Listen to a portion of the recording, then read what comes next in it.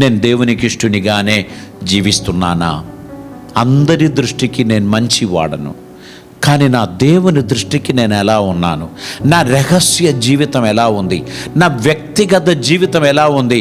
నేను మమ్మీకి చెప్తున్నాను, నేను స్పెషల్ ట్యూషన్లో ఉన్నాను, నేను చదువుతున్నాను. ఒరే ఏం చేస్తున్నావు? చదువుతున్నాను మమ్మీ. నేను చదవడం లేదు, నేను ఆడుకుంటున్నాను అనే విషయం నాకే తెలుసు. గేమ్స్ ఆడుకుంటున్నాను కానీ చదువుతున్నానని చెప్తున్నా. నా కొరకు లక్షలు ఖర్చు పెట్టి తల్లిదండ్రులు నన్ను హాస్టల్లో పెట్టారు, కానీ నేనక్కడ ఆడుకుంటున్నాడు, చదవడం లేదు. అది దేవునికి ఇష్టమైన కార్యమా? కాదు. డబ్బులు, ఎంతో కష్టపడి సంపాదించిన డబ్బులు వ్యర్థంగా వ్యయం చేస్తూ ఫ్రెండ్స్తో తిరుగుతున్నాను. దేవునికి ఇష్టమైన కార్యం కాదు. ఇవన్నీ అయిపోయి సీరియస్నెస్ జీవితంలోనికి వచ్చినప్పుడు ప్రశాంతత, సమాధానం ఎత్తుకపోతుంది. కలవరముతో కూడిన ఓ జీవితం, నెమ్మది లేని ఓ జీవితం, పిచ్చి పట్టినటువంటి ఓ జీవితం, ఏది చేయడానికి తలంచుకున్న అపజయం మాత్రం జరుగుతున్న ఒక జీవితం. కారణం ఏంటి?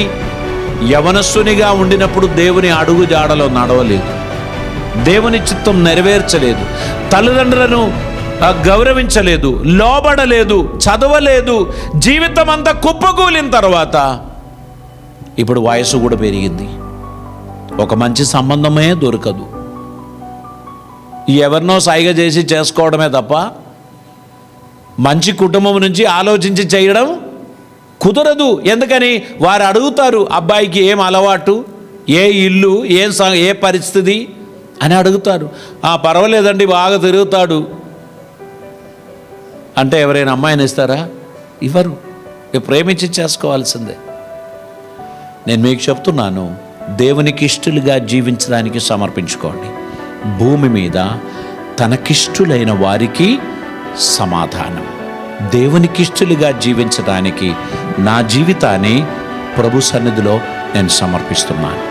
దేవుని చిత్తం నా జీవితంలో నెరవేరడానికి నన్ను నేను ఆయన సన్నిధిలో అర్పణ చేస్తున్నాను. ప్రభు నాలో ఉండే చాలు, ఇంకే ఏమీ లేకపోయినా పర్వాలేదు అని అనుకుంటున్న వ్యక్తికి దేవుడు అన్నీ ఇస్తాడు.